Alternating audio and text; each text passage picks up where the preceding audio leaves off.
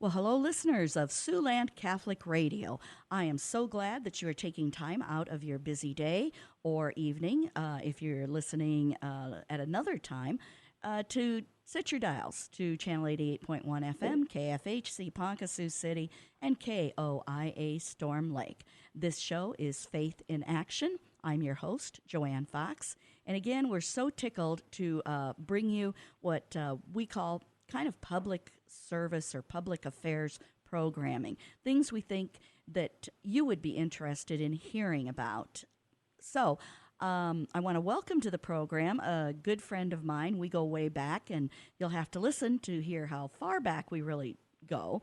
It's Father Doug Klein. He is a priest of the Diocese of Sioux City, and he accomplished something recently, and that is a 500-mile pilgrimage. I'm going to let him explain it a little bit more.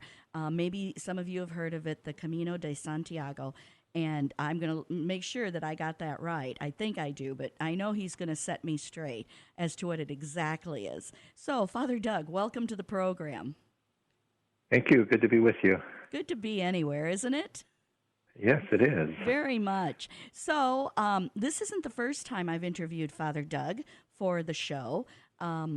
We were just talking, Anne Reed and myself, about the last time we had him on the air, and that was actually another pilgrimage. It was one in which, as pastor of Christ the King and Rock Valley in St. Mary's in Rock Valley and Christ the King in Sioux Center, there was a pilgrimage in which Father Doug kind of led parishioners and supporters and well-wishers through a variety of churches to pick up items to take to the new church, which was in the process of just being wrapped up last year. Just seemed like that was the other day, but no, it was a year ago. And it was such a joy to talk to you at that time. And then we also talked to Robin Van Venrooy, who is kind of in charge of faith formation at the Sioux Center Church.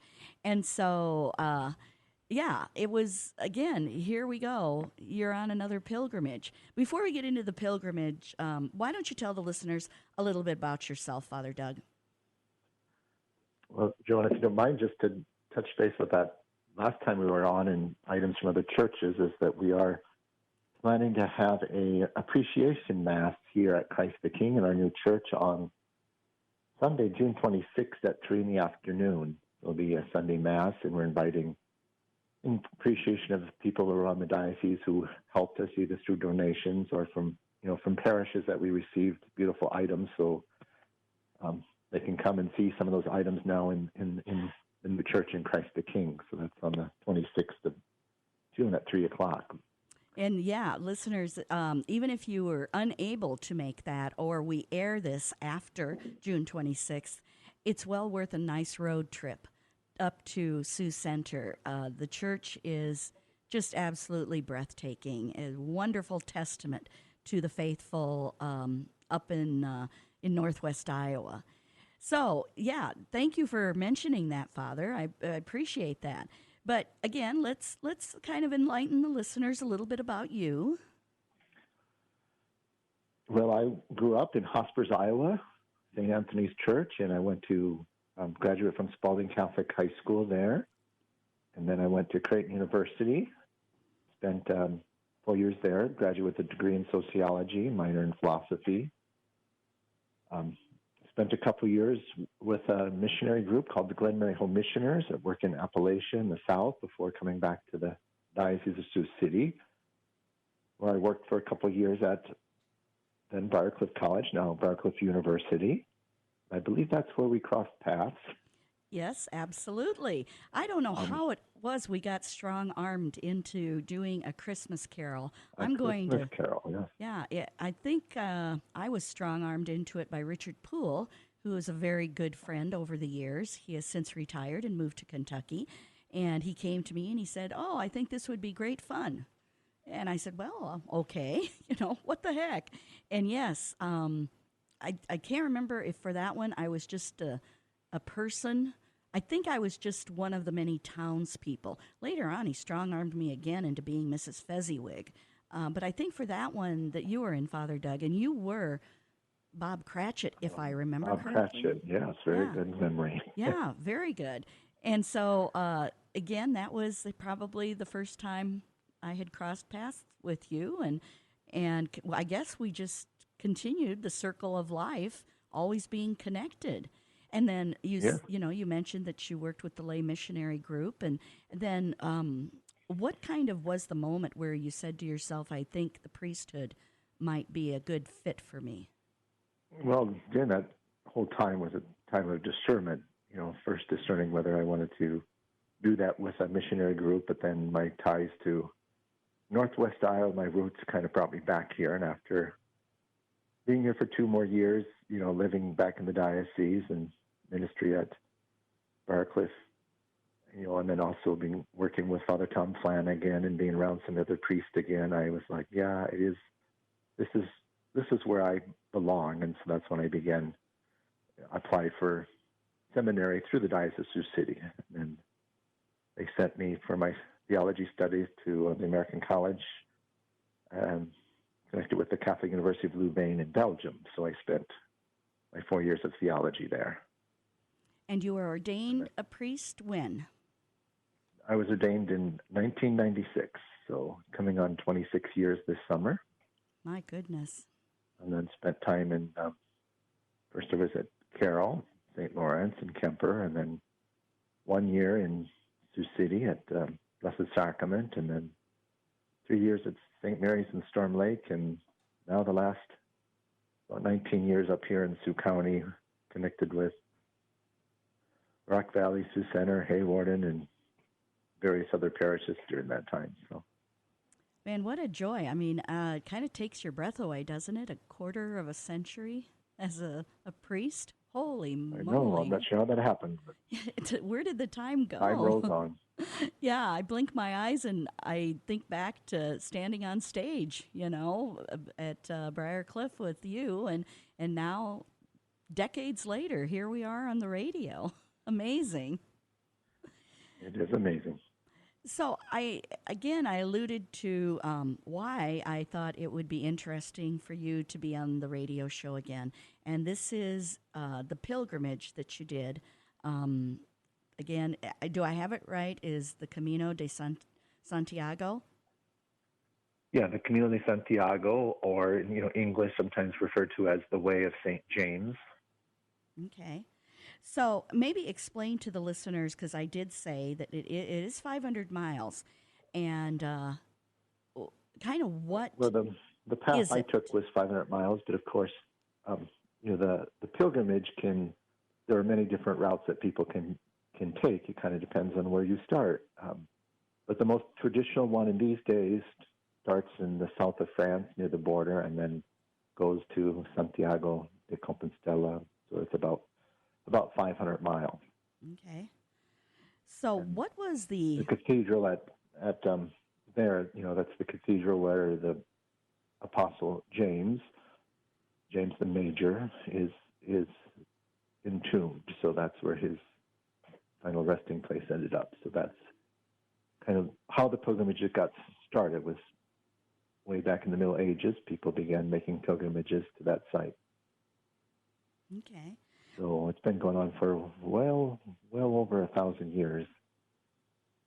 So what I don't know if prompted my history's you? right, but I think it's about 900 is when it first started.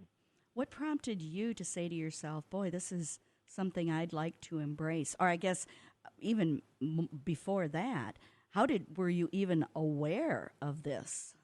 Well, I think I kind of first heard about it, when I was doing my studies over in Belgium. So I heard a little bit more about it, and I had visited Spain, and then through the years, I knew people that have done the Camino, and so I was always aware of it as something like, someday maybe that's something I'd like to do. But if I did it, I was like, well, when would I have enough time to do that? You need to commit 5 or 6 weeks almost, to do what we often call the complete Camino, but it can be as long or short as you want, as long as it's 100 kilometers or more.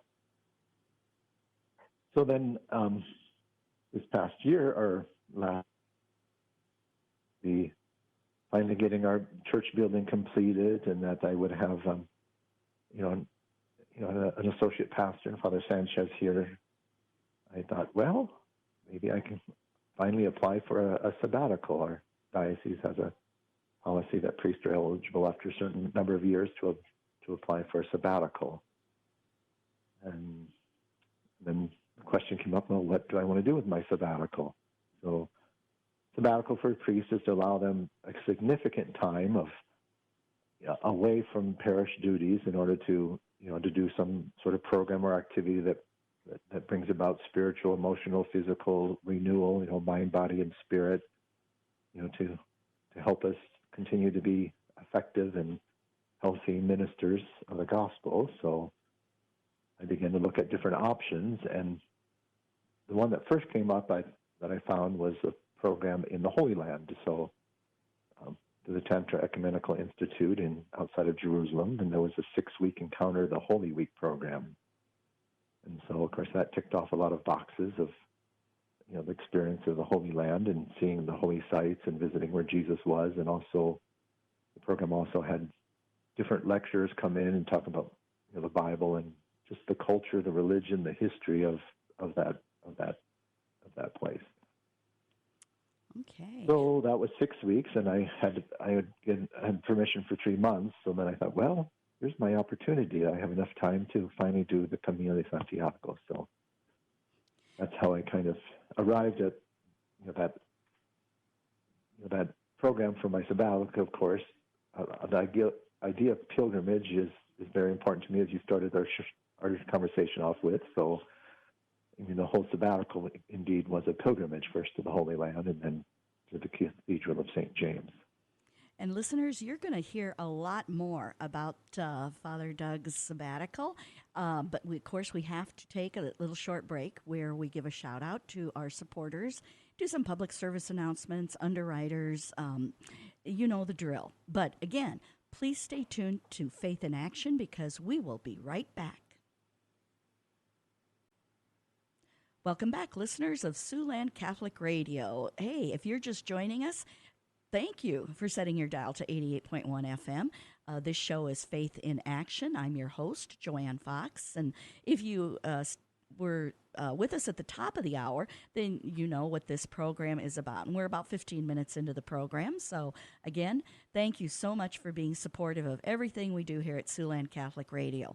So, my guest, not in the studio, but on the telephone with me, is Father Doug Klein. Again, we go way back to Briarcliff, where we both did a Christmas carol and just always kind of stayed in each other's social interaction, I guess, over the years. He is a priest of the Diocese of Sioux City, and I had to chuckle when you said in the last segment you are a native of Hospers, Iowa, graduate of Spalding High School in Granville, because a noteworthy person who is also a native of Hospers and a graduate of Spalding High School is Archbishop Dennis Schnurr of Cincinnati. And he also is a good friend. And listeners, if you listen to, stay with me on this program, basically all I do is I bring my friends on the show and I interview them. And not only is Archbishop Schnurr a very good friend because I remember him when he was a baby priest and chancellor of the diocese before he went off to do other things. He is godfather to my youngest son, Michael. So I have always enjoyed staying in touch with him. So I had to smile when Father Doug said that he, too, native of Hospers and graduate of Spalding High School. So that and what? $1 will get you a cup of coffee at McDonald's, Father Doug? I'm not sure if $1 will do it anymore, but... Possibly not. So the reason I have Father Doug on the air is... I followed him on Facebook while he was doing this Camino de Santiago, and in English, that is the way of St. James. It's kind of interesting. This, too, is a pilgrimage. And last year, I had interviewed Father Doug and Robin Van Venrooy from Christ the King Parish in Sioux Center about how they took this pilgrimage to the various churches that had been closed, and they got sacred items to take them to the brand new Christ the King Church in Sioux Center. So, again, yet another pilgrimage. And in the last segment, Father Doug, you were talking about, you got the church built, and Father Moro Sanchez, who, again, another small world story. I covered his ordination for the Catholic Globe, the which is now the Lumen, newspaper for the Diocese of Sioux City. Went to Mexico and covered his ordination. So he too is a longtime friend. Not as long as you and I, but still long time. So the church is built, and you say to yourself, might be time for a little sabbatical away from the parish duties. And so you start looking into this, and you mentioned in the last segment that one of the things you did was 6 weeks in the Holy Land. It was kind of a program that focused on all the wonderful things in the Holy Land. And if we've got some time, we might revisit that. But I'm just so intrigued with the Camino de Santiago and how one goes about investing in that. Is there things to fill out, paperwork, or you just show up someplace in the south of France and say, "Hey, I'm walking"? Or basically, it's when you decide to just start heading for Santiago.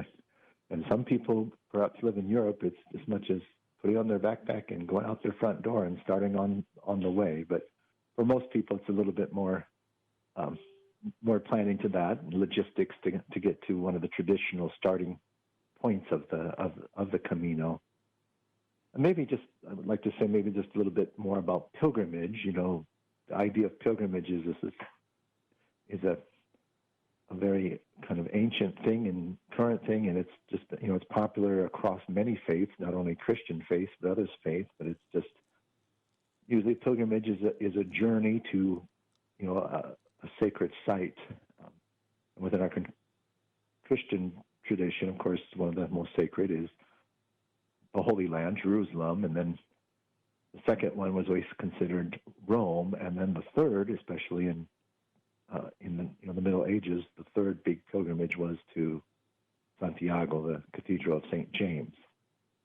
And the idea of pilgrimage is to allow a person, a time away, and the process of just journeying allows, it's an offering to God, but it's an opportunity to get out of your normal routine, which allows you to hopefully have spiritual growth or reconciliation, or I suppose there's as many reasons to go on pilgrimages as there are pilgrims. But the Camino, the most traditional way that most people do, it's called the French way, only because it starts in France, in a small little village in the south of France, near the border with Spain, called Saint-Jean-Pied-de-Port. And so you start there, and the first day you walk over the Pyrenees Mountains to kind of test your grit and see if you really want to do this. So as far as the planning part is, of course, getting your backpack and kind of investigating and seeing what you need and preparing yourself perhaps physically, and even more importantly, I think maybe mentally. The only paperwork you do is you buy what's called a credential. So it's kind of like a pilgrim passport, which you get stamped at the beginning, and then each day when you stop, either at the church or at one of the hostels, they give you a seal, a stamp in each place, which kind of, when you get to Santiago, it kind of verifies that indeed you did make the pilgrimage. Well, that would make sense too. And how did you know what to take? I mean, was there resources that said, be sure you have at least 2 pairs of good walking shoes? Be sure you always have water with you. I just find that kind of interesting too. Well, and the nice thing about in today's age, of course, there's many guides and books that publish that you can order, but also there's just a myriad of websites. In fact, it was kind of overwhelming to look at and to kind of compare different opinions about what type of shoes, hiking boots or this type of thing, and the different things that you need. And then most everyone probably overpacks, and in the first few days they start realizing, there's things I can go without. And most people start, it's like, okay, this is because you have to carry it right every day, and so you're very judicious about what you really need. And that's, one of the first lessons of the Camino is just saying, we have a lot of stuff in our life that we really can actually survive without. I'm real curious, when you told friends and maybe family that you were going to do this, what was their reaction? I mean, did they hit the side up the head there and go, "What are you thinking?" Or did they go, "Whoa, this is a great idea"?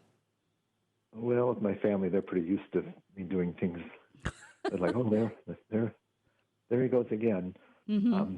And again, it depends. A lot of people, some people that had heard about it were vaguely familiar with it. There was a movie came out, I'm not sure how many years ago, it's called The Way with Martin Sheen. And so that kind of introduced it a little bit more in the U.S. It's much more known, I think, in Europe. So either people says, "What are you doing? Where's that? Really? You're going to walk 500 miles?" A lot of people says, "Oh, wow, that's interesting."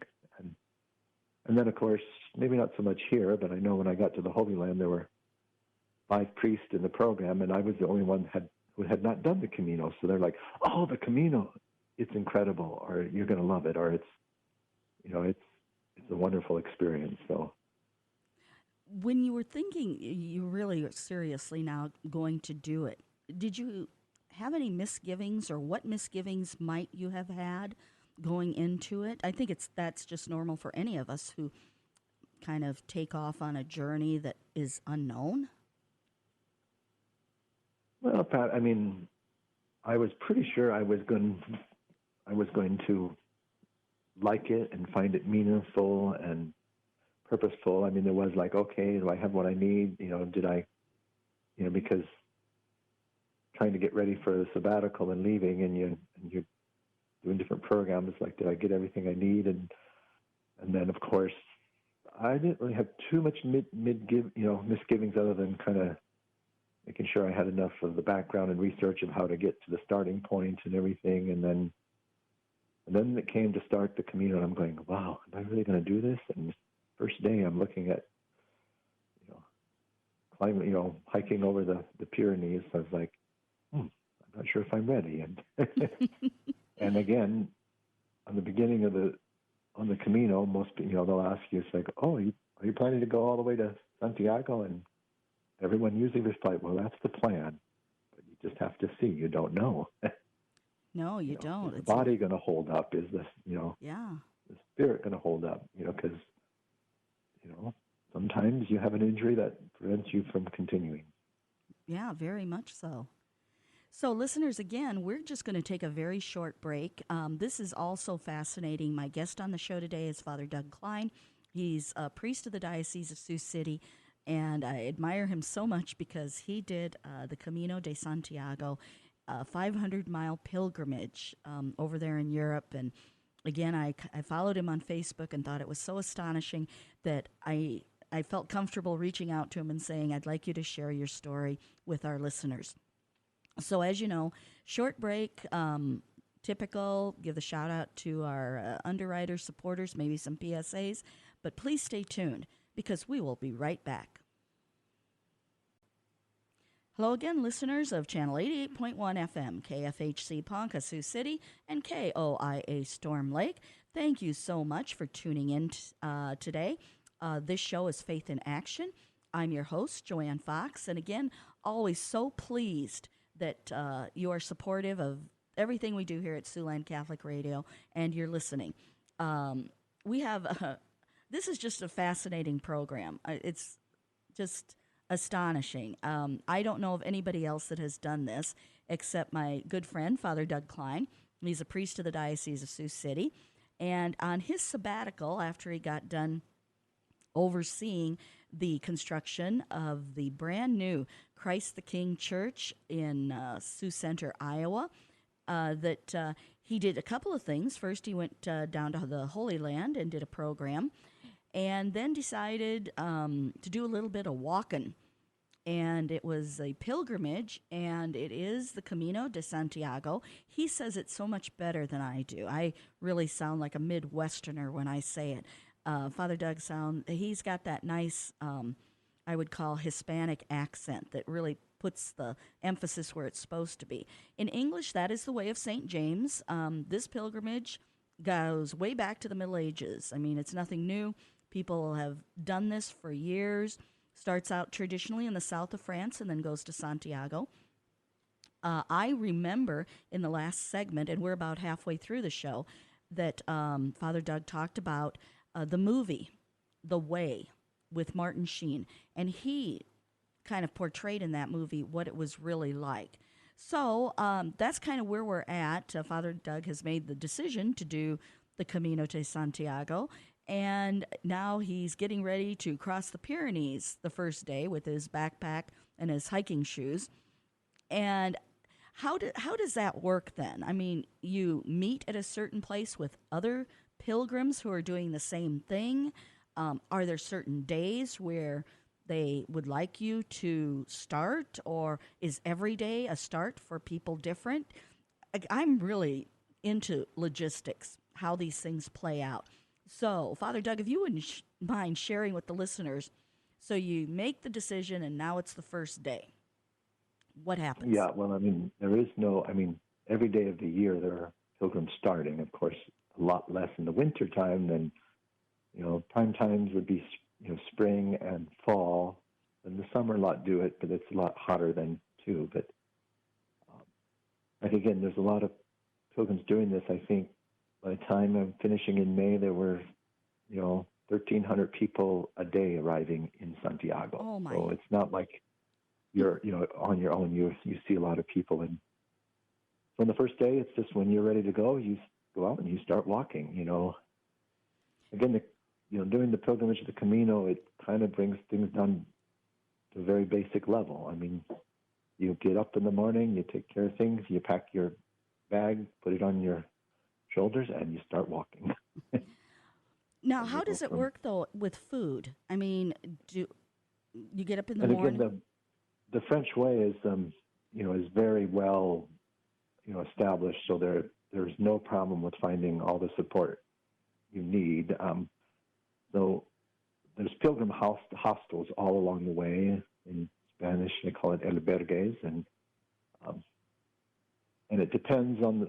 There's some of those hostels have breakfast there. Otherwise, you walk to the first cafe you find and have coffee and something there. So it was probably the largest stretch had without finding any services was maybe 10 miles.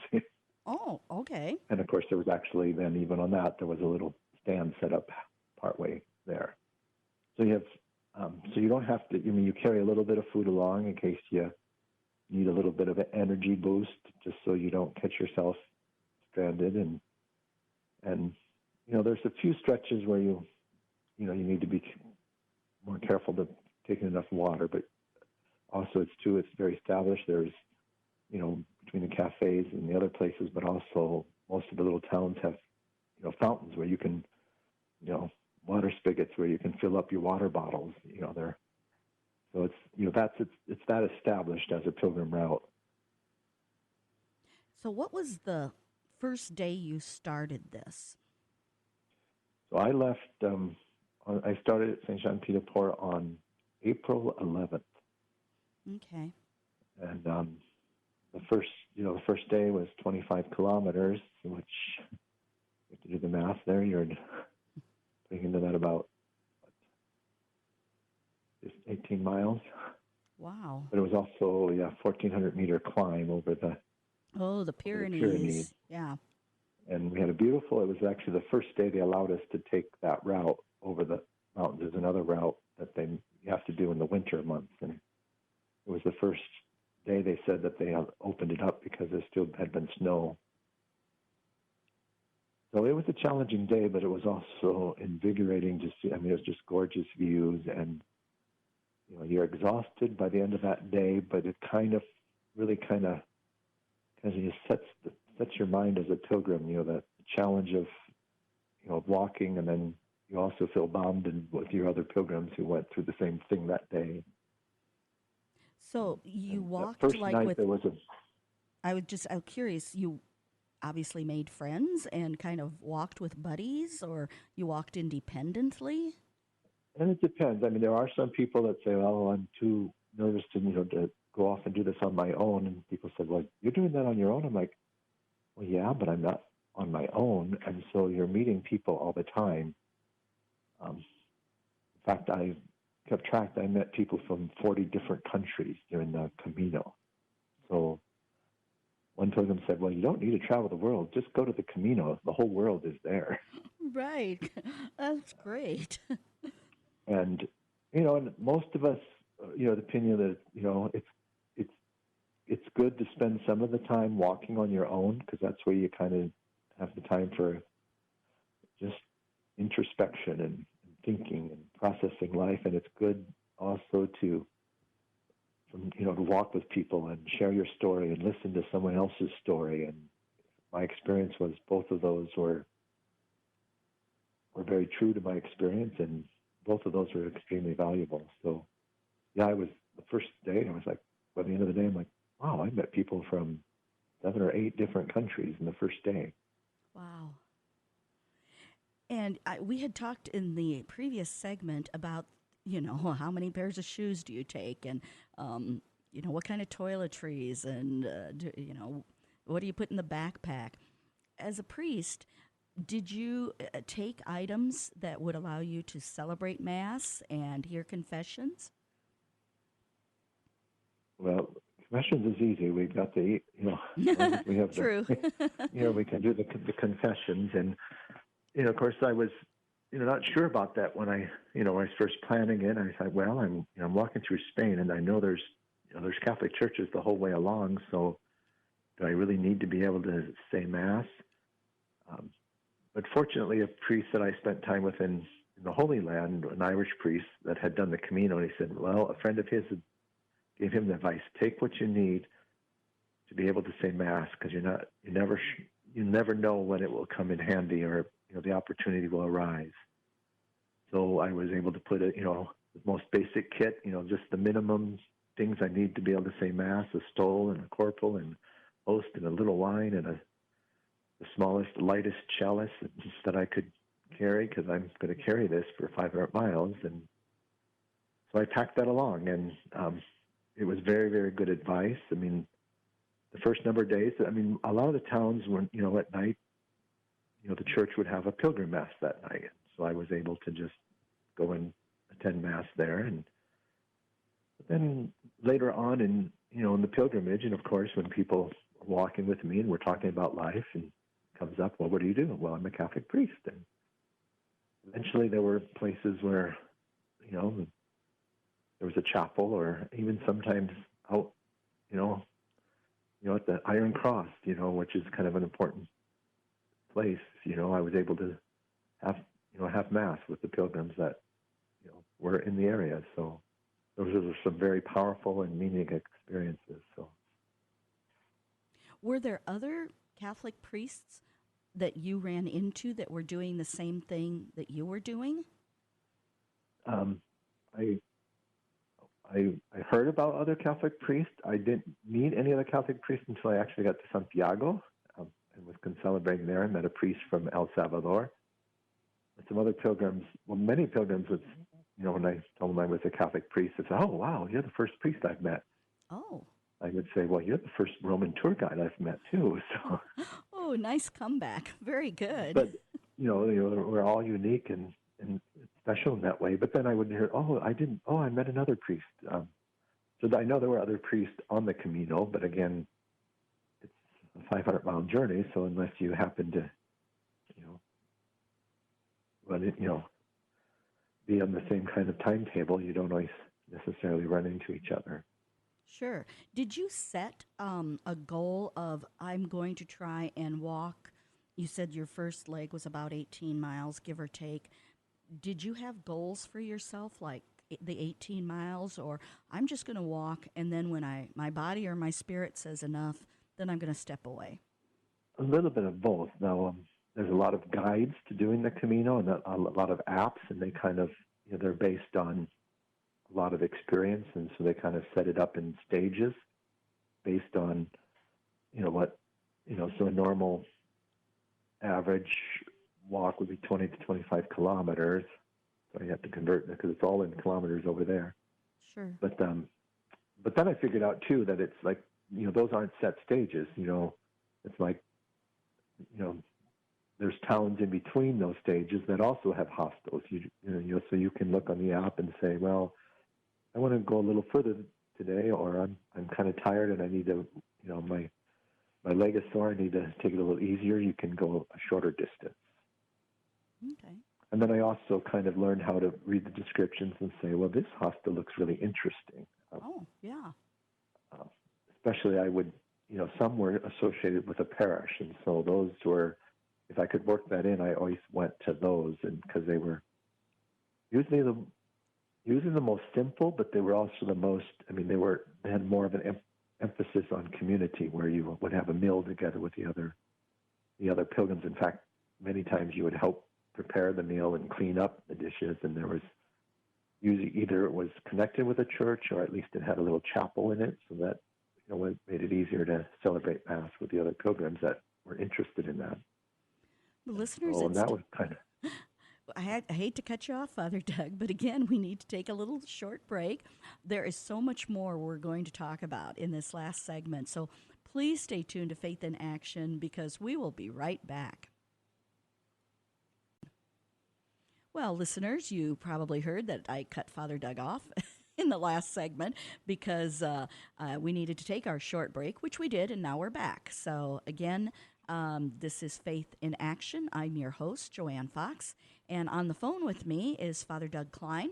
He's a priest of the Diocese of Sioux City, and I got to know him pretty well over the years as a priest when I was in the field of journalism. Now I've stepped away, and I go over stuff on Facebook, and that's how I found out that he did the Camino Santiago. About 1,300 people a day take part in the Camino. And that in English is the Way of St. James. And if you're really interested in any of this, the movie The Way with Martin Sheehan really does a pretty nice job of capturing the Camino and this long, long pilgrimage of 500 miles. Oops, had to cough there a second, which Father Doug started on April 11th of this year. And now he's back in the fold in Northwest Iowa, and we are glad for that. And we kind of left it in the last segment talking about, typically what was going on during a day. And I like that you had mentioned, sometimes you would walk individually, sometimes you would walk with other people. It was kind of a combination of that. But the whole idea of then also getting together in the evening, perhaps at, I don't know, a hostel, you got to clean up and maybe you need to do a little laundry or something and break bread. How did the days kind of play out then? And you had mentioned, you had kind of a goal for yourself because there were apps that followed that. But when you would sit down with these other pilgrims, what were you hearing from them? What things surprised them or surprised you about participating in this? Well, there's a lot of different stories and sharing there, but I think there's a great bonding experience, I think, of doing something like this that,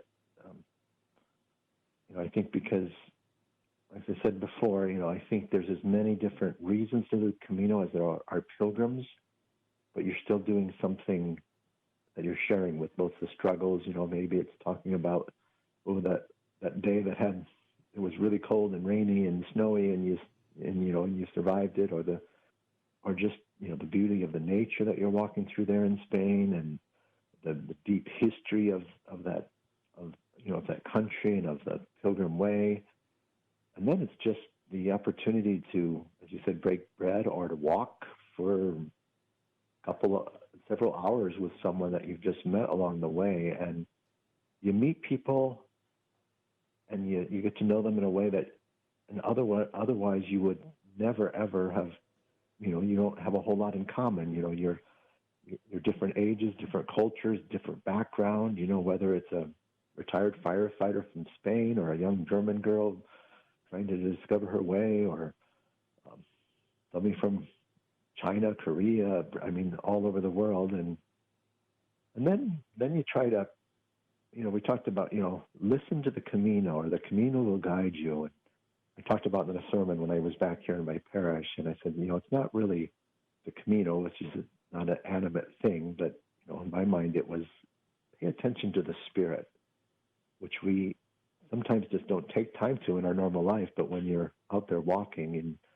and you're doing this, it just breaks down everything. And so you start to pay attention to things, whether it's the beauty of nature around you, or it's your body, how tired it is or sore, or it's like, well, oh, this person, this is the third time I've run across this other pilgrim, and we're not walking together, but we keep running into each other. It's like, well, maybe I should walk with them and talk a little bit. And then I said amazing conversations. And as you said, as a priest, once in a while, that would lead to, remember walking with a young man, and he was, began to share more about, what, his life and the direction it's going, and, and relationships and stuff. And pretty soon I'm thinking, I think he might want a prayer or a blessing.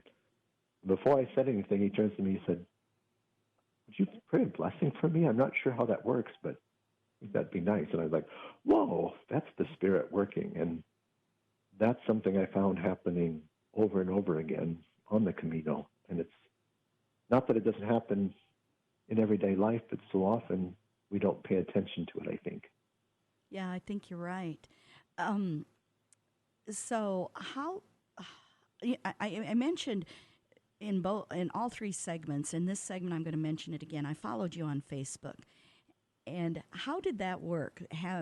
I remember when I went to Rome with the cathedral choir, I had a heck of a time trying to post to Facebook, and you just seemed almost every day to post.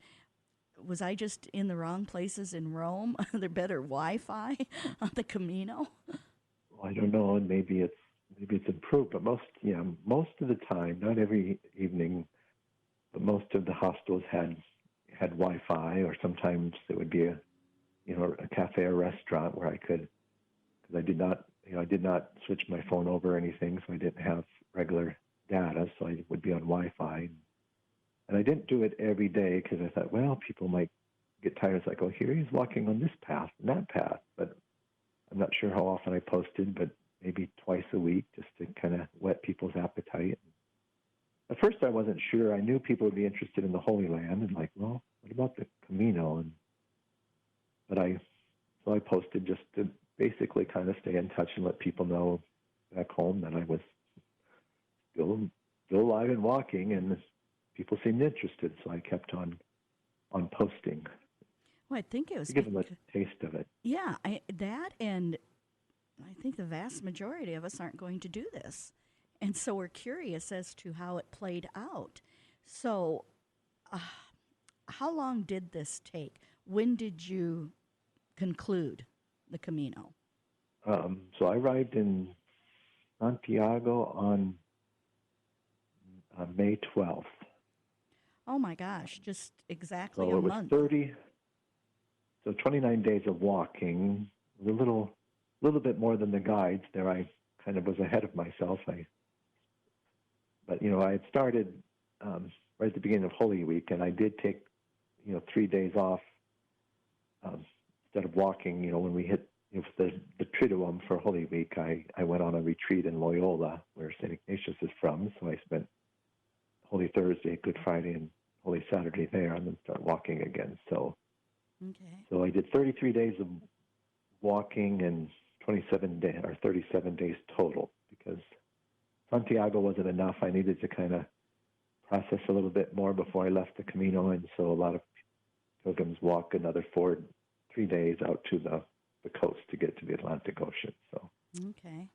And was that, according to conventional wisdom, a nice jog along, or were you a little bit It was ahead? a little, I mean, again, depending on the pilgrim, you can do it, you can do shorter days or longer days based on, sometimes it depends on your physical capabilities, or other times some people say, well, I've got time. I want to, savor this. I want to, enjoy it. So sometimes you can go too fast. Yeah, and But I think that's a great point to make is the savoring of it and not rushing through it. This is not a race. It's it's not a race, and everybody has to walk their own Camino. If you try to match yourself to someone else, you can overdo it, and then you all of a sudden you have to take days off because you've got blisters or your knee is, you know, and most every pilgrim has to deal with some of those issues. sure. And some people, you can, there are ways of doing it a little less strenuous. Some pilgrims will use a service that, will take their bag from one place to the next, so they can just carry a light day pack and not carry the whole backpack. So, what would you say was the biggest surprise of doing this? That, and Well, not that's necessarily a bad surprise, just, well, I guess I didn't anticipate that. well, I think overall the biggest surprise is, I was pretty sure I would find it a meaningful experience, but it was way beyond my expectations, and I think it really ticked off the box. It was, physically draining, but also physically renewal. I feel better mind, body, and spirit after doing the Camino, and I'm not sure. Those are the hardest part about it to say exactly why that is, but I think it's just giving yourself the time and that luxury of having time to just allow God and allow, time for contemplation, time for, the physical activity and the time to just, get to know people and share those stories. And that was just an amazing, amazing experience in all of those ways. And it, and for me, it's a religious thing. This is a pilgrimage. It's with a purpose. And arriving in Santiago is both filled with joy. I've made it. I can't believe I did it, and I'm here at the tomb of Santiago. And then it's also then laced with sadness. I'm going, oh, these people I've been meeting along the way, off and on, I'm now saying goodbye to. Well, I am so grateful that you've taken time out of your day to share your experience with our listeners. It's absolutely astonishing and something that you should be very proud of. And again, Father Doug Klein, thank you so much for joining us on Siouxland Catholic Radio and sharing your experience of the Camino de Santiago. Well, thank you for having me. And listeners, that wraps up another Faith in Action. I'm your host, Joanne Fox. And again, so glad that you tuned in. This show plays on Mondays at 9 a.m., replays Saturday at 7 p.m. And you can always find previous podcasts of our shows on SiouxlandCatholicRadio.com. So on behalf of my executive producer, Ann Reed, and myself, I want to remind you that a faithful reaction is always good, but faith in action is so much better. Thanks for listening, and God bless.